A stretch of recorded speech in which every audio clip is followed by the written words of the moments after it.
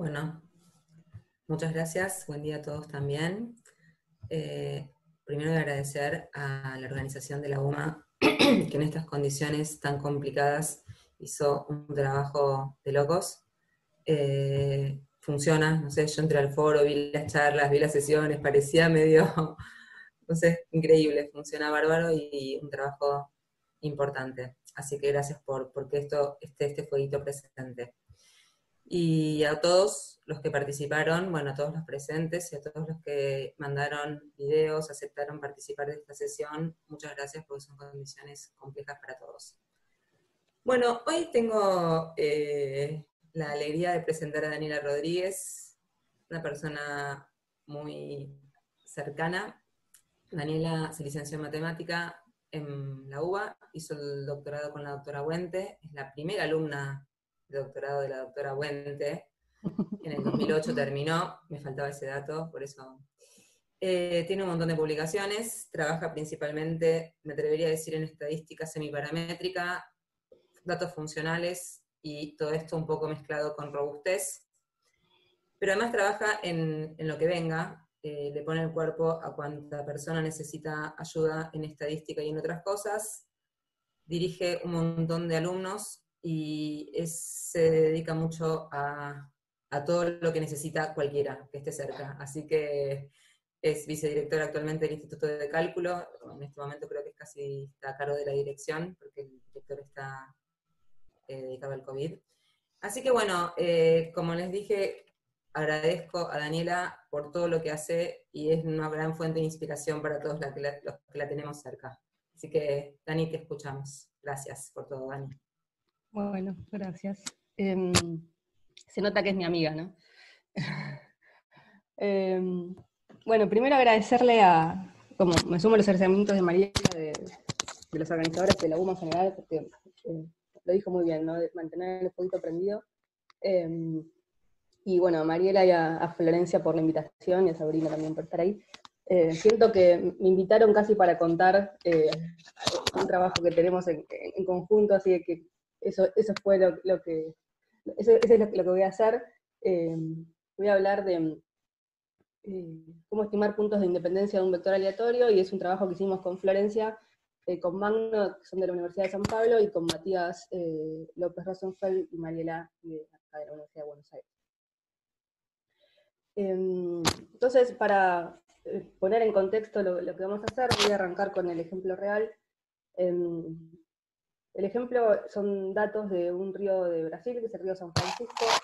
Este río, estudié ayer, nace en Minas Gerais y desemboca en el estado de Alagoas, y es el río más largo que tiene Brasil, que está completamente en el territorio brasileño, tiene 2.900 kilómetros, y a lo largo del río hay varias estaciones hídricas que digamos, registran varios datos, por ejemplo los datos de caudal, que son los que vamos a trabajar. Ahí me faltan, se me cortó el mapa, pero acá vendrían dos estaciones.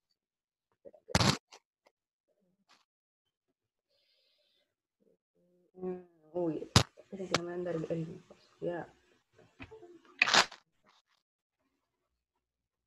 manda el tintero. Ahora sí, a ver si vuelvo, está todo igual. Sí, ¿no? Bueno, acá abajo faltan dos estaciones más, que se enumeran desde el nacimiento como de la 1 hasta la 10. ¿Sí?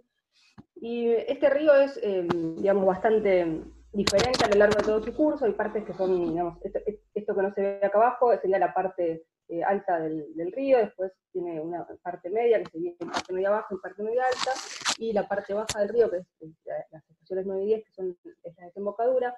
Y bueno, hay partes que son navegables, hay partes que no, hay partes que se usan para trasladar productos, como, digamos, como un medio de transporte. Entonces, uno podría pararse en esta situación, ¿no? Supongamos que uno quiere estimar el caudal del río en la estación número 10, entonces si uno registró el caudal a lo largo de estas estaciones, es razonable pensar que digamos, modelar el caudal en la estación 10 va a depender del resto. Ahora, esto, digamos, si uno recolecta el caudal diario, podemos tener un vector de dimensión 10, que es una serie temporal en realidad multivariada, ¿no? Entonces, Dani, te voy a sí, interrumpir, perdona un dale. segundo. Fíjate si podés venir más adelante y hay como ruido del micrófono, no sabemos bien qué Espera, me lo pasa. saco. ¿Ahora? ¿Ahí mejor? No, No, no es el micrófono, es el ventiladorcito de la computadora. bueno, no A ver. importa, no, estamos bien, convivimos bien Ah, igual, si no. activó el ventilador. No sé cómo se para. No, está bien, si estás bien adelante se te escuchaba perfecto. Bueno, eh, entonces, si uno quiere estimar el caudal en la estación 10, va a necesitar un modelo con muchos parámetros para poder hacerlo, porque para modelar series temporales uno necesita muchos parámetros. Entonces, una de las preguntas que se puede hacer es si en realidad necesitaría toda la serie, digamos, las 10 estaciones para modelar lo que sucede en la estación. Entonces, lo que nosotros estudiamos es lo siguiente, digamos, supongamos que tenemos un vector de dimensión D, en este caso, en el caso de las estaciones 10 igual a 10, y lo que vamos a dar es un método para ver si en realidad este vector tiene componentes que son independientes entre sí. ¿Sí? Si en realidad uno puede pensar no a todo el vector, sino a subconjuntos de este vector, y entonces modelaríamos la estación 10 usando solamente una parte del vector y no todo el vector. Entonces vamos a suponer que el vector tiene una cierta distribución f. Esa es la notación que vamos a usar a lo largo de la charla.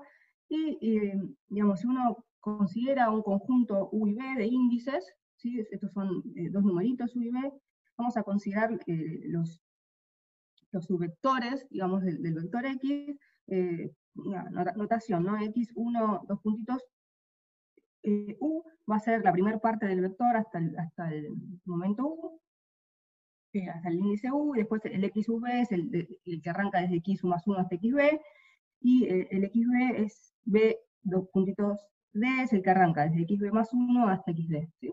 Es partir, digamos, el vector X, partirlo en tres pedazos, ¿no? La primera parte, la segunda y la tercera. Y si uno, en lugar de tener un conjunto de dos valores, tiene un conjunto de más, lo que hace es partirlo en más cachitos. ¿Sí?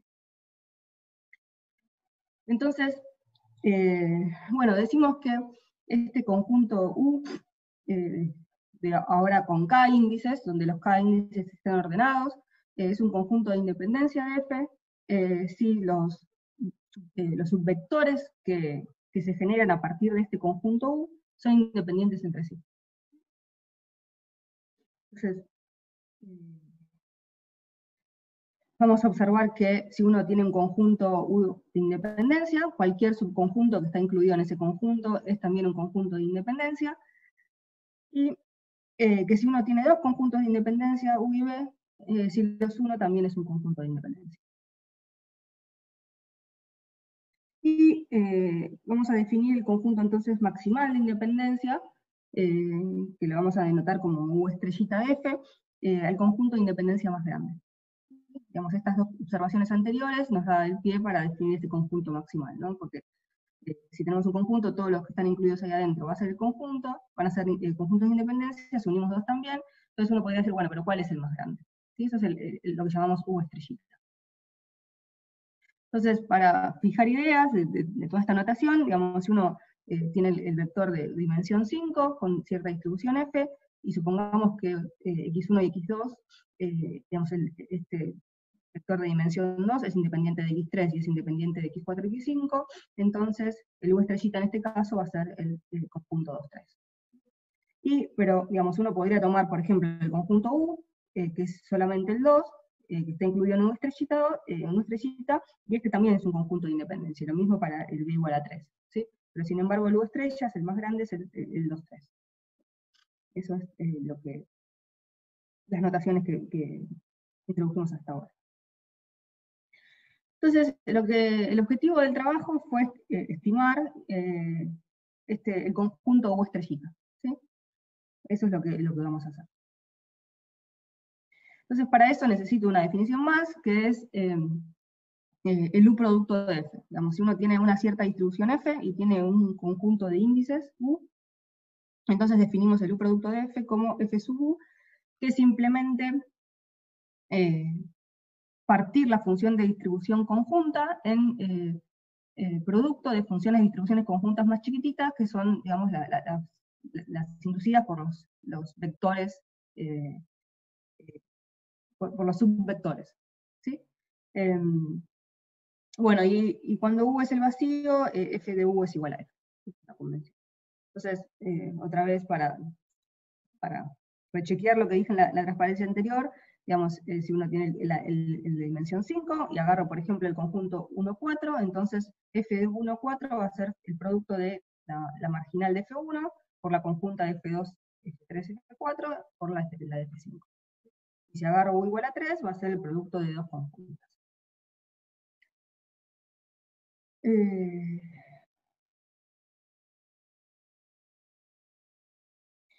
Bueno, y si en particular, digamos, uno agarra, digamos, el caso donde 2, 3 es el conjunto maximal de independencia, entonces cuando uno calcula F de U estrellita, F de U estrellita va a ser el producto de estas tres funciones de distribución, y digamos, entonces F, la función de distribución del vector, coincide con F de U estrellita. ¿Sí? Entonces esto nos da origen a la siguiente definición, que es una medida de discrepancia entre la función de distribución y la función de los subproductos, ¿no? Entonces, si uno tiene un conjunto U cualquiera de índices y tiene la función de distribución del vector, uno puede definir L de UF, que es la norma del supremo entre F de U y F,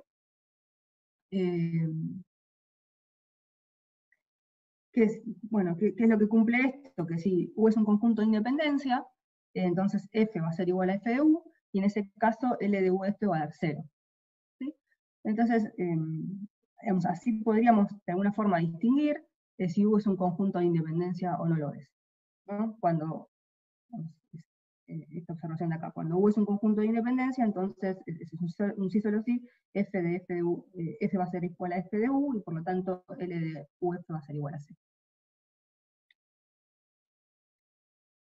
Entonces, en particular, digamos, si U estrellita es un conjunto maximal de independencia, lo que vamos a tener es que L de UF va a ser igual a 0 para cualquier conjunto U que esté incluido en U estrellita, y L de U de F va a ser mayor estricto que una constante alfa positiva para cualquier U que no esté incluido en estrellita. ¿Sí?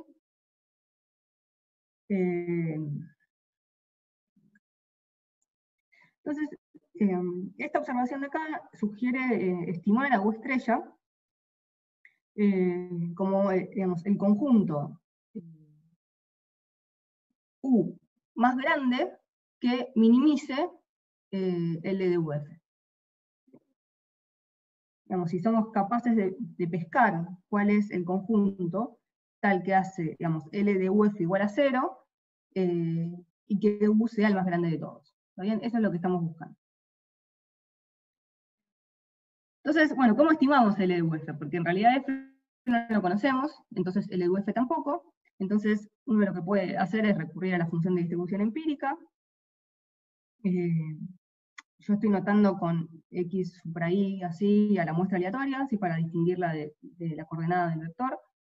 Entonces tenemos una muestra aleatoria de dimensión D, y esta es la función de distribución empírica, y entonces uno lo que podría hacer es, digamos, reemplazar a esta F por el estimador de la función de, digamos, por la función de distribución empírica, ¿no? Simplemente considerando ese supremo. Digamos, si uno tiene más información de la F, por ejemplo, si la F es paramétrica, uno podría tratar ahí de imputarle un estimador paramétrico de la función de distribución, o podría considerar una versión suavizada, basada en núcleos de la función de distribución, pero bueno, cualquier estimador, vamos a ver después, cualquier estimador bueno en algún sentido de la F, uno la puede imputar en L de UF, y entonces va a poder estimar L de UF. Ahora bien, si uno está buscando, digamos, minimizar, encontrar el U que minimiza L de UF, digamos, tendría que ser capaz de, digamos, yo quiero encontrar el U más grande, ¿no? El conjunto maximal. Entonces uno debería ser capaz de distinguir de alguna forma el maximal de los otros, ¿sí? Pero sin embargo, para cualquier conjunto, tanto para el U estrellita, o cualquiera que está incluido en el U estrellita, el EDUF te va a dar 0. ¿Bien?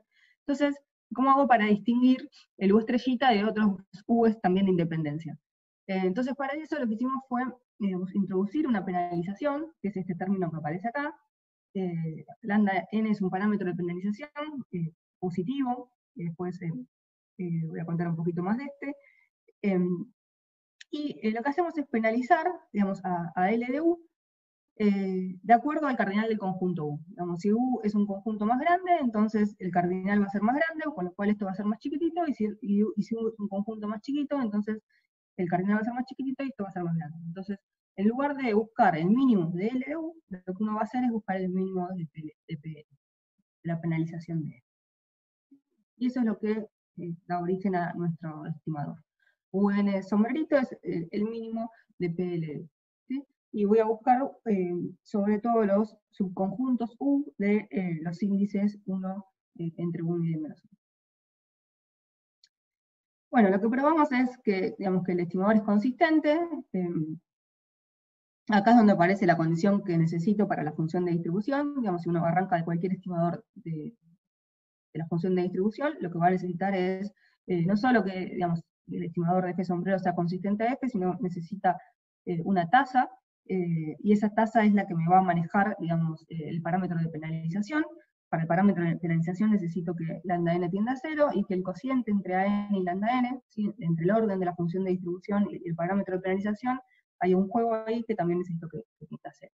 ¿Sí? Y si uno tiene esos tres ingredientes, entonces puede probar que el estimador es consistente. O sea que el conjunto estimado, digamos, en algún momento es igual al conjunto que...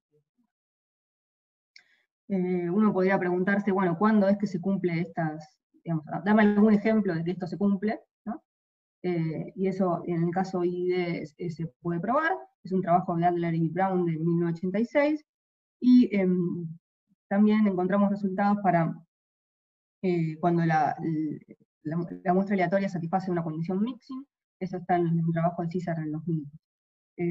No encontramos, bueno, hasta nosotros sabemos, no hay un resultado universal, digamos, para la función de distribución empírica.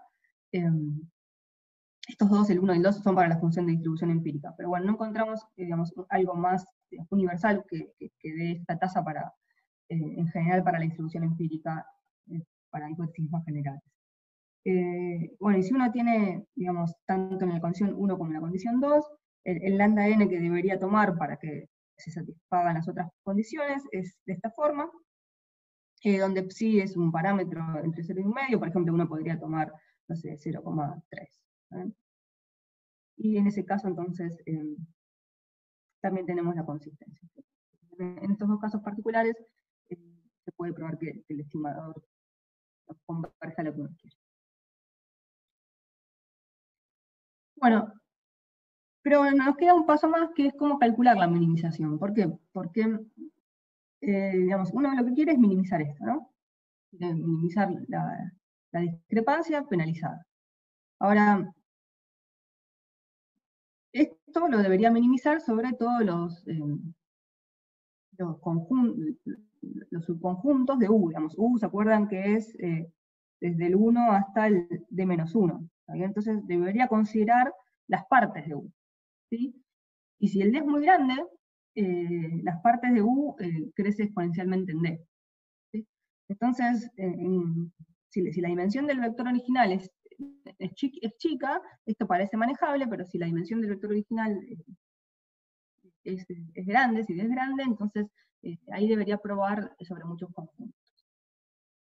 Entonces, lo que hicimos fue implementar un algoritmo que lo que hace es recorrer de un modo más eficiente algunos conjuntos, algunos subconjuntos posibles de U.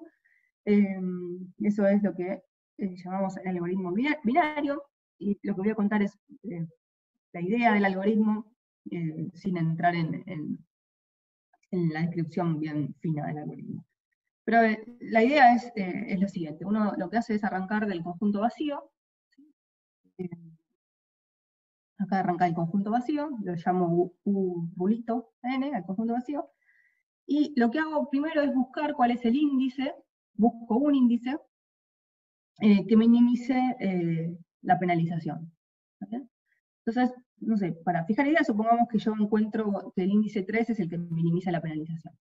Entonces ahora, bueno, a este índice 3 lo meto en el conjunto. U rulito n ahora va a ser el conjunto 3. Y lo que hago ahora es partir mi vector de 1 hasta d, o sea, yo tenía de x1, xd, y encontré que el x3 es el que minimiza la p sub l. Entonces ahora parto, me quedo con el vector x1, x2, x3, y del x4 en adelante.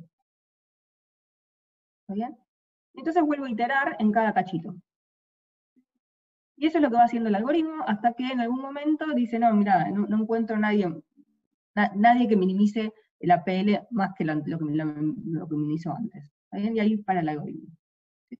Entonces, de esta manera uno no va recorriendo, no recorre todos los subconjuntos subposibles, sino que recorre algunos, pero lo que vimos es que con eso nos alcanza. Bueno, esto es lo que describí recién. Entonces, lo que probamos es que el algoritmo funciona. O sea, bajo los mismos supuestos que teníamos para el estimador, probamos que UN rulito converge también al U estrella. En algún momento, en casi todo punto, los conjuntos son buenos. Bueno. Entonces, les voy a contar los resultados de simulación que hicimos y después cómo terminamos el ejemplo real con el que comenzamos. Entonces, simulamos en dimensión 5. El primer caso que les voy a contar es para muestras independientes, y el conjunto de independencia es el conjunto 2,3. En particular generamos normales, 0 sigma, donde sigma es esta matriz por bloques, ¿sí? Digamos, si los puntos de independencia son 2, 3, entonces es el primer bloque de 2 por 2, digamos, es una normal con esta matriz de covarianzas, ¿sí? Donde ρ es un parámetro que va a variar en 3 posibilidades para mostrar diferentes escenarios de la simulación. ¿No? Todas las variables tienen varianza 1, y 1 y 2 están correlacionadas de esta manera. Después la varianza 3 la variable 3 es independiente, ¿sí? Del resto, y después tenemos otro bloque acá que corresponde a la matriz de covarianza de las variables 4 y 5. En todos los casos, tanto en este escenario como en el de más adelante, hicimos 1000 replicaciones del experimento, y el tamaño de muestra fue variando, ¿sí? N es el tamaño de muestra y fue variando. Entonces les voy a mostrar los resultados cuando consideramos covarianzas para x1 y x2, 1 sobre raíz de 10, 2 sobre raíz de 10 y 3 sobre raíz de 10. Entonces, en este dibujito, lo que se puede ver es, digamos, el porcentaje de veces que uno acierta al conjunto estimado, ¿sí? Entonces, supongamos que nos paramos en esta columna tiene la correlación 1 sobre raíz de 10, y esta fila de acá es cuando uno aplica el estimador, digamos, mirando sobre todos los posibles conjuntos, y esta de acá es cuando uno aplica el algoritmo binario, ¿sí? Y bueno, probamos para diferentes tamaños de muestra, 50, 100, 200, todos los que están acá abajo. Entonces, en azul es las veces que, digamos, el porcentaje de veces que estimé correctamente, y en rojo el porcentaje de veces que le pifié. Y lo que vemos es que, digamos, a medida que aumenta el n, estimamos mejor, ¿sí? Como es de esperar en cualquier procedimiento de estimación. Y a medida que aumenta la correlación, también estimamos mejor. Y eso es porque, digamos, si la correlación es muy alta, entonces el algoritmo le cuesta menos distinguir entre, digamos, si las variables son independientes o no, ¿no? Porque están muy atadas. En cambio, si la correlación es muy chiquitita, el algoritmo, digamos, se tiende a confundir si esto hay una correlación baja o son independientes, ¿no? Recordemos que estamos en el contexto normal también, entonces una correlación cero implica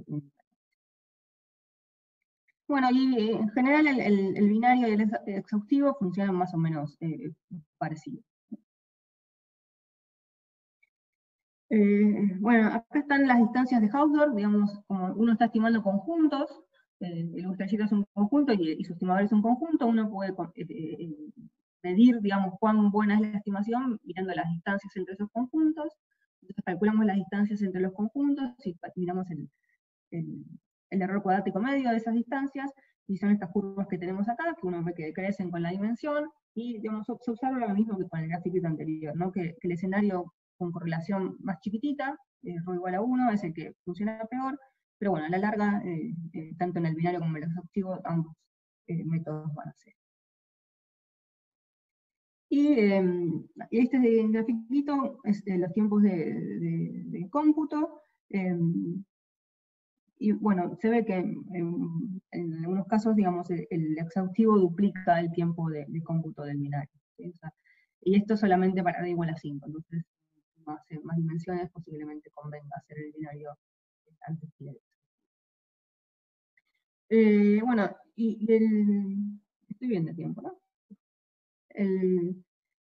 El siguiente escenario de simulación lo hicimos en un contexto de no independencia, o sea, lo que consideramos fueron diferentes series temporales multivariadas. No pongo acá los parámetros con los cuales generamos las diferentes series, porque creo que ni sabría decir cómo lo pero bueno, en el modelo 1 consideramos que el conjunto de independencia también es el 2,3, entonces las primeras dos variables x1 y x2 las generamos con un modelo multivariado ARMA, de AR2, x3 es un AR1, y x4 y x5 también es un VAR. Y después en el modelo 2 tomamos otro esquema de serie temporal, en este caso en los puntos de independencia del conjunto 2, 2, 4, y lo que cambia básicamente es cómo generamos el par x1, x2. ¿Sí? Digamos, estas dos es una permutación de estas dos. Ahí nos quedó cambiado el orden, pero esta fue generado igual que esto. ¿Sí? Lo único que cambió fue cómo generamos x1. Pero bueno, lo importante acá es eso, que queremos generar no en un contexto de variables, de muestras independientes, sino en un contexto de muestras dependientes. Y acá están los resultados, ya, bueno, no son tan lindos como el anterior, de independencia, le cuesta más distinguir, vamos a encontrar el conjunto, bueno, el modelo 1, el modelo 2, y el binario del exhaustivo, bueno, otra vez, digamos, uno ve que el algoritmo binario funciona, digamos, tan bien como el exhaustivo. Y bueno, acá están las distancias de los conjuntos, ¿sí? Los errores cuadrático medio de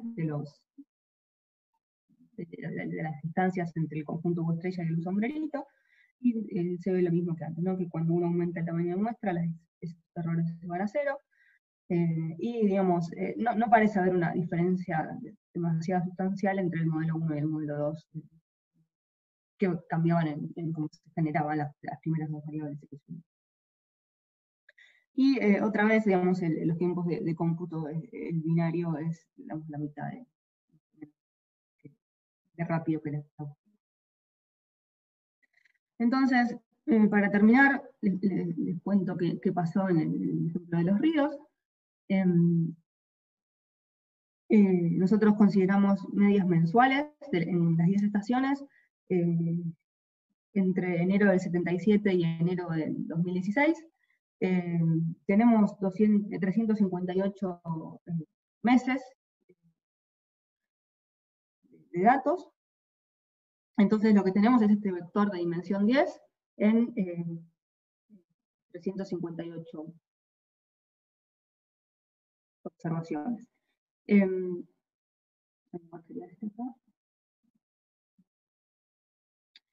Y lo que encontramos es que el conjunto de independencia, tanto con el algoritmo binario como con el exhaustivo, nos dio que era 7. Si uno mira los dos plots de los caudales, digamos, a lo largo de las 10 estaciones, acá lo que tengo es el caudal, lo que ve es que efectivamente digamos, que que hay un cambio, ¿no? Entre el 7, entre estas 3 estaciones últimas y el resto. Uno podría preguntarse, bueno, ¿y acá qué pasó? Digamos, uno podría, digamos, pensar que acá, digamos, tiene un comportamiento también diferente a esto, pero bueno, nos dio eh, que, que el punto de independencia que encuentra es el 7. Entonces,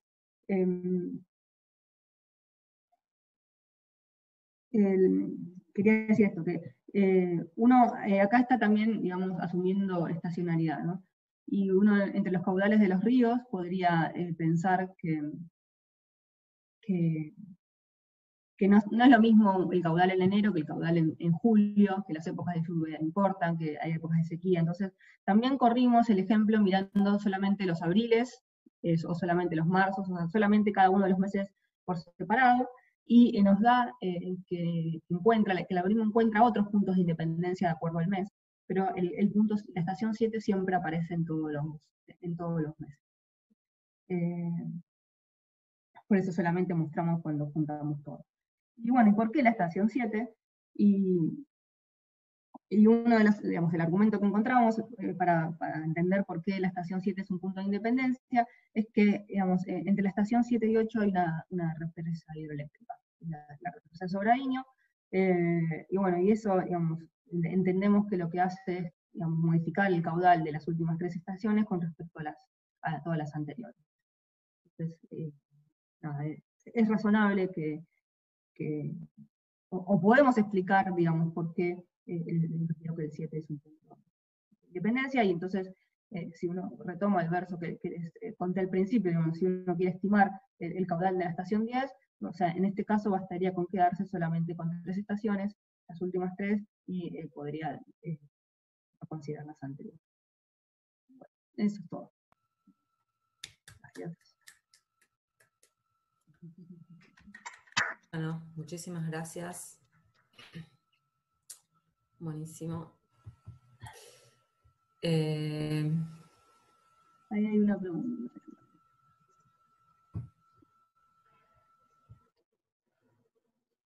Ya que se me fue la pregunta ahí. Sí, Alejandra preguntó algo. Si tengo una consulta, ¿era esperable que el algoritmo binario seleccione mejor que el exhaustivo en el primer estudio de simulación? Creo que en ambos.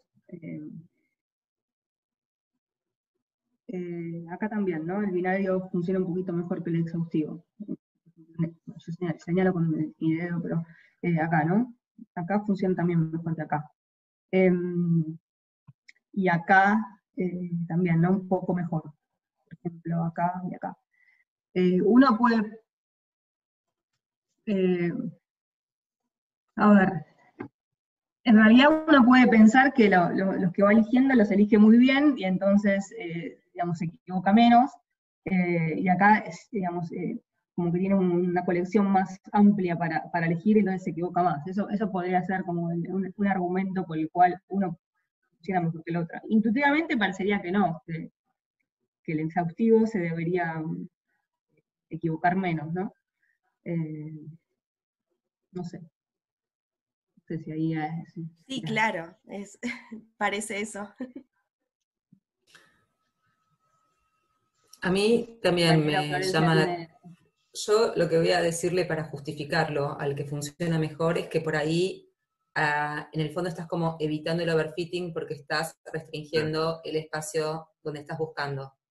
Entonces, si querés justificarlo por ese lado, en vez de estar buscando en un espacio más grande, al estar buscando en un espacio más chiquitito, bueno, por ahí es como una regularización interna que estás haciendo, extra, más allá de la penalización. Eso sería una justificación a posteriori, sinceramente, ¿no? No es lo que yo hubiese esperado a priori como vos, pero a posteriori, si querés justificarlo, bueno, podés ir por ese camino. Es eso, estás haciendo una especie de... Estás restringiendo el espacio en el que buscas y eso te está evitando equivocarte tanto. Bárbaro, gracias. No, gracias a vos por la pregunta. ¿Más preguntas?